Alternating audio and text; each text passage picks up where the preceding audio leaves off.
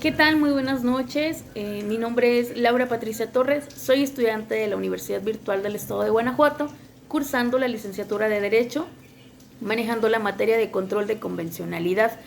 Mi número de matrícula es 207605, siendo el 26 de junio del 2022 y bueno, a cargo de la profesora Cristina García. El reto número 4 nos presenta un caso sobre control de convencionalidad. Nos hace mención que el 10 de junio de 1992 se registra el nacimiento de Rosaura Gómez López, quien hace 6 meses acude al registro civil para solicitar la modificación de su acta de nacimiento a fin de que ésta quede acorde a su identidad sexogenérica, ya que se indica que se trata de un hombre y que su nombre es Nicolás Gómez López. La autoridad del registro civil no responde a la petición y bueno, Nicolás se presenta ante los tribunales con un amparo directo contra la falta de respuesta del registro civil. Dentro del juicio de amparo, en el registro civil rinde su informe y responde a la solicitud de Nicolás, haciéndole ver que de acuerdo a la legislación vigente, pues bueno, ellos no pueden realizarlo, tendría que hacerlo mediante la vía judicial. En relación a esto, pues bueno, el Código Familiar sí lo estipula mediante 2 procesos, que es el procedimiento judicial, que es el que hay una probabilidad de que Nicolás pueda recurrir a él, y el procedimiento administrativo. Nos hace la pregunta de si nosotros fuésemos jueces de control, jueces de distrito, y estuviéramos conociendo de este amparo indirecto, nos hace mención qué opción tomaríamos: negar el amparo y confirmar que el trámite lo debe de realizar vía judicial, o concederle el amparo y ordenar al registro civil de trámite a la solicitud. El artículo 138 del Código Civil del Estado de Guanajuato, en su sección primera de las rectificaciones administrativas de las actas del Estado Civil, nos menciona, se cita a la letra, que la rectificación administrativa se tramitará a petición del interesado ante la Dirección General del Registro Civil, siendo procedente solamente en algunos casos específicos. Por ejemplo, en actas de nacimiento, cuando el registrado ha venido utilizando una fecha de nacimiento o un nombre propio diverso al asentado en el acta, o solicite ajustarlo a la realidad social sin que se afecte su filiación y no se trate de los apellidos. Tratándose de cambio de fecha de nacimiento, no podrá solicitarte por aquella persona, ¿no? Errores que se advierten en actas de nacimiento donde se transcriben los datos, bueno, siempre que no se traten de apellidos. Corrección de actas del Estado, de los descendientes. Y bueno, cuando la solicitud de rectificación se derive de una aclaración, esta se resolverá en el mismo procedimiento siempre y cuando pues tal aclaración necesaria sea para resolver la rectificación. El artículo 139 en materia administrativa, bueno, se llevará a cabo bajo el procedimiento siguiente. El interesado o su representante legal deberán de presentar solicitud escrita a la dirección del registro civil. Obviamente siempre y cuando pues bueno sean detalles mínimos, errores de transcripción, errores ortográficos, inclusive temas de hora. Esto es lo que estipula el Código Civil del Estado de Guanajuato. Menciona el Estado de Guanajuato porque no nos hace mención aquí de qué entidad federativa es, simplemente hace la cuestión de que señala el Código Familiar de la entidad, hasta ahí. Entonces, el Código Civil Federal, en el artículo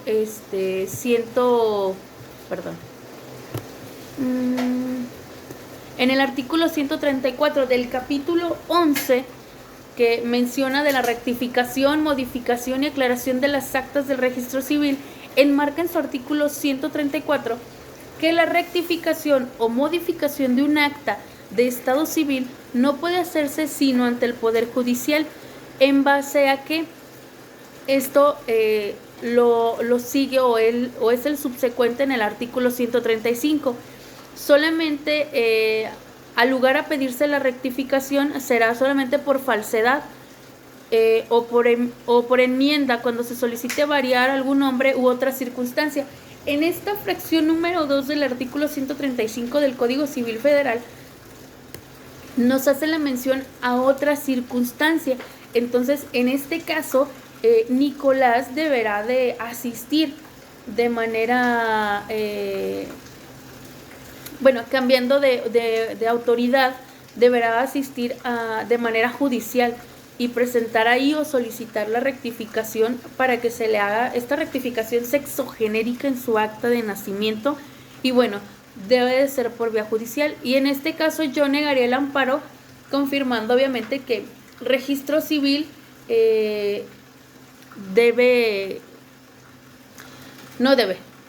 no puede darle el soporte o la ayuda que él necesita para la rectificación de su sexo, más bien que quede asentada en su acta de nacimiento el cambio de sexo género. Entonces lo negaría totalmente. ¿Por qué? Porque realmente registro civil se encarga de temas más simples, más sencillos. Y en este caso, pues bueno, de manera judicial, pues bueno, es un contexto totalmente, ¿no? Se abre la vertiente que, bueno, todo su ámbito general o todas sus identificaciones oficiales cambian totalmente, ¿no? Entonces, no es como que simple y sencillamente solicitar o pedir al registro civil que nos haga el cambio inmediato, ¿no? O hacer la petición y que se nos avise en el momento para poderla realizar. Realmente es todo un proceso, porque estamos hablando en el caso de Nicolás de cambiarlo de sexo. O sea, siempre fue mujer en su acta de nacimiento, pero decide él hacer la modificación. Entonces realmente es una cuestión que afecta toda su esfera jurídica de él, de su persona y de su identidad. Entonces en este caso sí negaría el amparo y bueno, debe de solicitarlo por la vía judicial. Voy a hacer como una breve brecha aquí, una mini laguna jurídica de las que estamos acostumbrados en el país, ¿no? El registro civil tiende a veces a hacer caso omiso a las peticiones, y el hecho de hacer caso omiso a estas peticiones conlleva a la autoridad y a sus subordinados, en este caso los empleados de gobierno, a ignorar esta parte de informarnos a nosotros como civiles ciudadanos a dónde hay que acudir, ¿no? Entonces llegamos a un punto en el que nos dicen, sabes que no te puedo ayudar, pero tampoco te digo a dónde debes de acudir. Entonces esta parte en la que el registro civil le omite o no le responde la petición, creo que también se preserva, ¿no? Se mantiene latente la cuestión, que a veces ignora la importancia que tiene informar al ciudadano o al civil de una manera, ¿cómo puedo decirlo?, inmediata, para no darle tantas largas. Creo que en este caso no había necesidad de que Nicolás solicitara o metiera un amparo indirecto a un tribunal. Siento que no había la necesidad, porque quizá el registro civil lo pudo asesorar y le pudo dar la información que necesitaba. Es como un paréntesis ahí en la cuestión. Pero hay que tomar en cuenta estas situaciones. No todo lo que se cree fácil lo es. Hay que buscar siempre la forma de resolverlas. En este caso, pues bueno, Nicolás, que siempre se llamó Rosaura, pues decide cambiar de género. Entonces es la parte en la que llegamos a un momento en el que decimos, ay, todos los años que he pasado siendo, es un paréntesis, o a lo mejor mi aportación adicional, pero siento que afectas totalmente toda tu esfera, toda esfera, y se hace un desbarajuste total, ¿no? Porque a lo mejor a veces pensamos que es súper rápido, ¿no? Y decimos, ok, lo hago de manera judicial y ya en 5 días está. Pero realmente no es así, porque imagínense que Nicolás está asegurado y pues resulta que tiene que arreglar toda su cuestión de sexo género desde años atrás. Entonces, todo lo que viene acarreando de más de 27, 28 años, entonces es una nube enorme para resolverla, ¿no? Se tiene que estar informando a todas estas partes legales que dan la protección a la persona jurídica de Nicolás. Agradezco mucho el espacio, me despido. Solamente una cosa más, el control de convencionalidad siempre nos va a permitir desarrollar, ligar la parte en la que las leyes instruyen no solo a los ciudadanos, sino a la sociedad.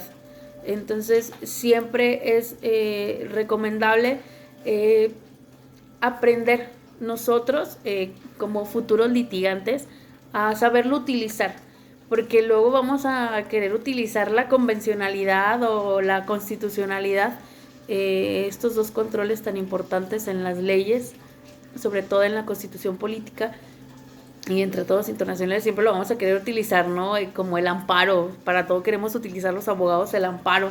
Entonces yo creo que esta parte del control de convencionalidad debe ser siempre utilizado a razón de, con una justificación de que se proteja la parte del derecho y bueno, siempre haciendo valer esto que llamamos el principio de pro persona.